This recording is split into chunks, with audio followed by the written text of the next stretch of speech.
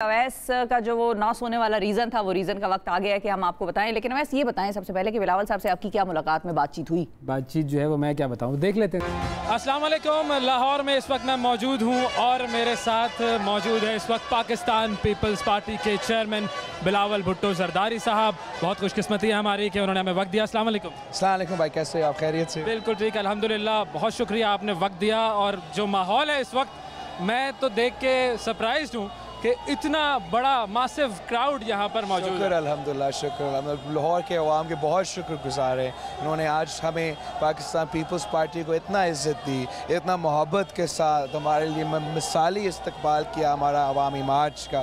और इंशाअल्लाह ताला हम इनका मुकदमा लड़ रहे हैं। अब महंगाई के ख़िलाफ़, बेरोज़गारी, गुर्बत और PTM डील के ख़िलाफ़ जद्दोजहद कर रहे हैं। और इंशाअल्लाह ये जद्दोजहद आगे बढ़ता रहेगा जब तक हम कामयाब ना हो और अवाम को इस मुश्किल से नहीं निकाले। अच्छा, 2 लॉन्ग मार्चेस मुझे याद हैं जो कि मोहतरमा बेनज़ीर भुट्टो साहिबा ने निकाले थे और वो दोनों कामयाब थे। आपको क्या लगता है कि वो जो हिस्ट्री है वो दोबारा दोहराई जाएगी 92-93 वाले लॉन्ग मार्चेस की? 92 और 93 का अपना टाइम था पाकिस्तान की तारीख़ में। एंड बिल्कुल शहीद मोहतरमा बेनज़ीर भुट्टो के लॉन्ग मार्च कामयाब थी। उसने तो अपनी वक्त की तारीख़ रकम की। अब हम अपना मेहनत कर रहे हैं, हम अपना जद्दोजहद कर रहे हैं कि हम जो मुश्किल इस वक्त अवाम में है, और हम समझते हैं इसलिए नाइंसाफ़ी है कि उनका जो हुकूमत है वो उन पर मुसल्लत किया गया, उन्होंने वोट करके उनको ये चूज़ नहीं किया गया है। तो ये दोनों वजहों से, एक तो गैर जमहूरी हुकूमत है और फिर वो गैर जमहूरी हुकूमत ने जो पॉलिसीज़ उठाए उसकी वजह से वो ये मुश्किल में है। तो हम उनके लिए निकले हैं, हम कोशिश कर रहे हैं, हम मेहनत कर रहे हैं कि हम कामयाब हो। और इंशाअल्लाह ताला हमें नज़र आ रहा है, सारे सियासी हलकों को नज़र आ रहा है कि जो प्रेशर इस मुहिम ने हुकूमत में डाला है, शायद इससे पहले वो इतना प्रेशर में नहीं थे। आदम एतमाद इंशाअल्लाह ताला कामयाब होगा, लेकिन हम चैन से नहीं बैठेंगे। हमने बार बार हमला करना है जब तक हम इस हुकूमत को नहीं ख़त्म करते हैं और साफ और शफाफ इलेक्शंस का बंदोबस्त नहीं करते। अच्छा, एक और इम्पॉर्टेंट चीज़, जो बौखलाने की बात की आपने कि हुकूमत परेशान तो हुई है, जितनी रुकावटें आप लोगों को फेस करनी पड़ी दरमियान में, उसके बावजूद इतना बड़ा क्राउड, तो ये खुद भी तो एक गैर जमहूरी अमल है कि वो रुकावटें खड़ी करते हैं और लोगों को। मेरा ख्याल में जहाँ तक रुकावटें की बात है, कि इस हुकूमत का तो रवायत ही रहा है।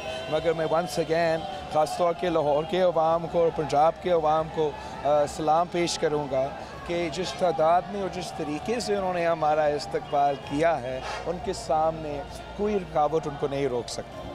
चाहे वो रहीम या ख़ान की रुकावटें हो, तो हमारे अवाम ने ख़ुद उनको हटाएं। और आज जहाँ हम लाहौर में खड़े हैं, जहाँ हम 27 फरवरी से लेके यहाँ 8 तारीख़ तक पहुँच चुके हैं, वो सिर्फ़ इसलिए कि अवाम ने हमारे साथ दिया और हुकूमत के हर कोशिश नाकाम रहा।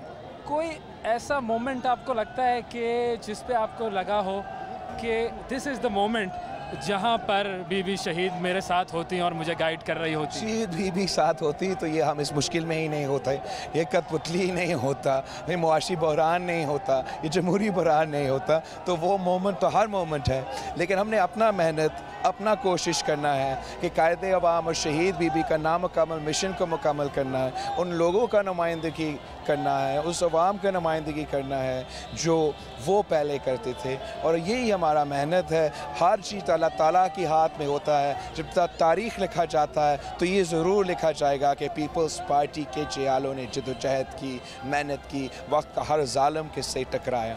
अच्छा, ये सबसे बड़ा मार्च है, आपकी सबसे बड़ी एक्टिविटी है अब तक, जितना भी पॉलिटिकल सफ़र आपका है। इस पूरे सफ़र में what would be the one lesson जो आप कहें कि ये मैंने सीखा है? जहाँ तक ये बहुत ही लंबा मार्च है, तारीख़ी हमारे लिए भी, हमारा जमात के लिए भी। ने पहले भी लॉन्ग मार्चेस किए हैं, मगर कभी इतने सारे दिन के लिए, और कराची से लेकर इस्लामाबाद एक लॉजिस्टिकल और पॉलिटिकल चैलेंज भी था। इस ट्रिप से हम बहुत कुछ इंशाल्लाह ताला सीखेंगे। अब तक हमारा कहानी ख़त्म नहीं हुआ है। 2 दिन रहते हैं कि हमें इस्लामाबाद पहुंचना है, अपना मुतालबात मुल्क, कौम, दुनिया के सामने रखना है और वो जमहूरी हमला करना है। अच्छा, विकेटें आप गिराते जा रहे हैं। अभी आपने विकेट गिरा दी एक खान साहब की, बल्कि वो जिसको आपने कहा आज जलसे में भी कि कुछ भूले हुए साथी होते हैं जो वापस आ जाते हैं। और कितनी विकेटों पर टारगेट है? जहाँ तक चंद साहब आप बात कर रहे हो, चंद साहब तो हमेशा मेरा ही विकेट था और मेरे पास वापस आ गया, तो ये बहुत ही अच्छी बात है और हमने मिल के जद्दोजहद करना। मेरा पैगाम तो हर वो शख्स के लिए है जो किसी भी वक्त में, कायदे अवाम के वक्त में, शहीद मोहतरमा बेनज़ीर भुट्टो के वक्त में, उनके घर पे अगर पार्टी का परचम था, अगर वो जिए भुट्टो के नारे लगाते थे तो आए इस जमात के साथ थे, आए मेरे साथ थे। हम आप ही के जमात की जद्दोजहद लड़ रहे हैं, आप ही के नज़रिया, आप ही के मंशूर के जद्दोजहद लड़ रहे हैं। हमने माजी में भी इस मुल्क के आम आदमी का नुमाइंदगी करते हुए आम आदमी की तरक्की के लिए बंदोबस्त किया था और यही हमारा आज का कोशिश है। अच्छा, बहुत सारे लोग ये भी कहते हैं कि हॉर्स ट्रेडिंग होगी और हॉर्स ट्रेडिंग होना जो है वो ज़ाहिर है एक गलत चीज़ है कि आप लोग उनके बंदे तोड़े हैं, वो आपके बंदे तोड़ रहे हैं। दोनों तरफ से ये दावे तो हो रहे हैं, बट ये ऑफर्स की सियासत जो है वो नज़रियाती सियासत तो नहीं है। सर, हम नज़रियाती इस लिहाज से हैं कि हम जमहूरियत को बहाल करना चाहते हैं, हम इंसानी हुकूक और मुआशी हुकूक अवाम को दिलवाना चाहते हैं और हमने एक प्रैक्टिकल पॉलिटिकल स्ट्रैटेजी अपनाना है उसके लिए। वो प्रैक्टिकल पॉलिटिकल स्ट्रैटेजी क्या है? अगर आपने अदम एतमाद लेकर आना है तो आपका कॉन्स्टिट्यूंसी नेशनल असम्बली है, हर एक मेंबर के पास वोट है और हर एक मेंबर से हम रिक्वेस्ट करेंगे कि वो हमारे साथ दें। जी, जो मेंबर्स हुकूमत की तरफ से आता है हॉर्स ट्रेडिंग का इल्ज़ाम लगेगा, मगर वो मेंबर्स हुकूमत में कोई मुस्तक़बिल नहीं देखते हैं। उनको नज़र आ रहा है कि पाकिस्तान तरीके इंसाफ ने जो नुकसान किया, उनके कोई सियासी मुस्तक़बिल नहीं है, तो वो दूसरा रास्ता अपना रहे हैं। जहाँ तक उनके इत्तेहादियों है, उनको इसलिए साथ जोड़ना ज़रूरी है कि उसका ज़्यादा सियासी लेजिटिमेसी है, उससे ज़्यादा पॉलिटिकल स्टेबिलिटी होता है। और जब हम इलेक्टोरल रिफॉर्म्स करते हैं तो हर किसी जमात का जो ख़ास तौर पे उनकी हुकूमत के वक्त का इत्तेहादियों का, उनको भी इन्वॉल्व करना चाहिए। तो जो लोग आपके साथ आएंगे, ये थोड़ा सा नीचे होना पड़ेगा हमें, ओके, पूरा नीचे आप आए। अब सही, बिल्कुल, we can also sit down. यहाँ पर आ जाता हूँ मैं, बिल्कुल बिल्कुल। हाँ, चलिए, आपको एक मज़ा का फुटेज तो मिला।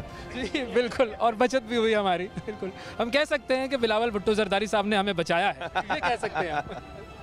कौम को बचाने निकले हैं तो उसका आगाज़ हमसे कर दिया। अच्छा, हम बात कर रहे थे जो फ्लोर क्रॉसिंग की थी। अब जो लोग आपके साथ होंगे, मिल जाएंगे उनकी तरफ से, उनके लिए ऑफ़र क्या होगी, क्या मिलेगा उनको? और जब अदम एतमाद की तहरीक कामयाब हो जाएगी फिर उनका क्या मुस्तकबिल है? एक तो सियासी मुस्तकबिल के बारे में सोच रहे हैं और कुछ शायद हुकूमत के फ़ायदे की सोच रहे हैं। तो जहाँ तक सियासी मुस्तकबिल की बात है, हम शो सारी जमातें राब्ते में हैं। जहाँ तक वो जो हुकूमत के जो वजारतें हैं या दूसरे एडवांटेजेस है of joining the winning side, उस बुनियाद पे, और हमने जहाँ कायदेज़ बेख्तिलाफ़ शहबाज शरीफ साहब को नामज़द किया है और वो उस हुकूमत को लीड करेगा, तो उसके पास वो पॉलिटिकल और हुकूमत का पेट्रनेज का ऑफिस देने का फ़ायदा होगा। तो उम्मीद है उसमें भी लोग आएंगे और दूसरे सियासी वजूहात से लोग आएंगे और हमारा और ख़ास तौर पे ख्वाहिश है कि इत्तेहादियों भी साथ आएँ। और पंजाब किसको मिलेगा, ये बहुत सारे लोग सवाल कर रहे हैं। सर, पंजाब तो पंजाब के अवाम का है और साफ़ और शफाफ इलेक्शंस उनको मौका दे, साफ़ और शफाफ इलेक्शंस हो, उनको अपने नुमाइंदा को चुनने का मौका हो, तो वो हमारा बेस्ट हल है। उसको करवाने के लिए जो भी इस वक्त जो पाकिस्तान पीपल्स पार्टी का जियाले क्या कुर्बानी दे रहे हैं, उनके लिए मुश्किल मानना है कि मैंने शहबाज शरीफ को वोट करना है वज़ीर आज़म के लिए, मगर वो मानने के लिए तैयार है जमहूरियत का बहाली के लिए, साफ़ और शफाफ इलेक्शंस करवाने के लिए। इसी तरीके से हमें ऐसे कॉन्सेप्ट सोचना पड़ेगा जिससे दूसरे इत्तेहादी हमें ज्वाइन कर सकें। अच्छा, मैं जब सुनता हूँ आपकी ही पार्टी में से बहुत सारी आवाज़ें उठती हैं, ख़ासतौर पर एतजाज़ अहसन साहब जो कि one of the most senior, one of the most Sen voices in the party, experience voice, वो कहते हैं कि नवाज़ शरीफ साहब पर एतबार नहीं किया जा सकता, थोड़ा सा होशियार रहने की ज़रूरत है। इस पर क्या कहेंगे? हम किसी ब्रॉड अलायंस में दाखिल नहीं हो रहे। हम एक वन पॉइंट एजेंडा, इमरान हटाओ, साफ़ शफाफ इलेक्शंस कराओ के साथ मिल रहे हैं। हमारा मंशूर अलग है, हमारा नज़रिया अलग है और हम जहाँ तक अदम एतमाद और हुकूमत के ख़िलाफ़ कदम उठाना है तो हमें बाकी अपोजिशन पार्टीज़ के साथ मिल के काम करना है। पाकिस्तान पीपल्स पार्टी और मुस्लिम लीग का तारीख़ ऐसे हैं कि ज़रूर ख़ास तौर पे वो बुज़ुर्ग जिन्होंने ये तारीख़ एक्सपीरियंस किया है फ़र्स्ट हैंड कि अपने अपने एतराज़ात होंगे पार्टी के अंदर पार्टी के बाहर वो ज़ाहिर कर सकते हैं, लेकिन जो पार्टी का पॉलिसी है वो ये है कि हम अपनी सियासत कर रहे हैं, मगर इस वन पॉइंट एजेंडा पे हमें कौमी कंसेंसस चाहिए। और एक और कौमी कंसेंसस वो होना चाहिए उस इस्टेब्लिशमेंट के हवाले से जिसके बारे में हम कहते रहते हैं बार बार कि इस्टेब्लिशमेंट का किरदार पॉलिटिक्स का नहीं है। तो अब जो हम कहते हैं कि पॉलिटिक्स के से दूर हो गई है, इस्टेब्लिशमेंट न्यूट्रल हो गई है, वो न्यूट्रल कैसे हुई, कैसे माने वो लोग? आई थिंक बहुत मुश्किल होगा पाकिस्तान के अवाम ये बात मानना कि इस्टेब्लिशमेंट न्यूट्रल है। हमारा तारीख़ हमें ये नहीं बताता है कि हमारा इस्टेब्लिशमेंट न्यूट्रल रहा है। अब हम ऐसे एक मोड़ से गुज़र रहे हैं, एक वक्त से गुज़र रहे हैं जहाँ आवाम का ख़यालात, आवाम का सोच, आवाम का जज्बा आपके सामने है और हम समझते हैं कि कोई इदारा, जो भी इदारा हो, वो अपने आप को मुतनाज़ा नहीं बनाएंगे किसी एक शख्स के लिए, और ये इम्तिहान जो है वो अदम एतमाद के वक्त में होगा और हमें नज़र आएगा कि कौन न्यूट्रल है या नहीं। वो जो आपने एक लफ्ज़ दिया है पूरी कौम को सिलेक्टेड का, वो आइडिया वैसा ही आ गया था या आपने प्लान किया था?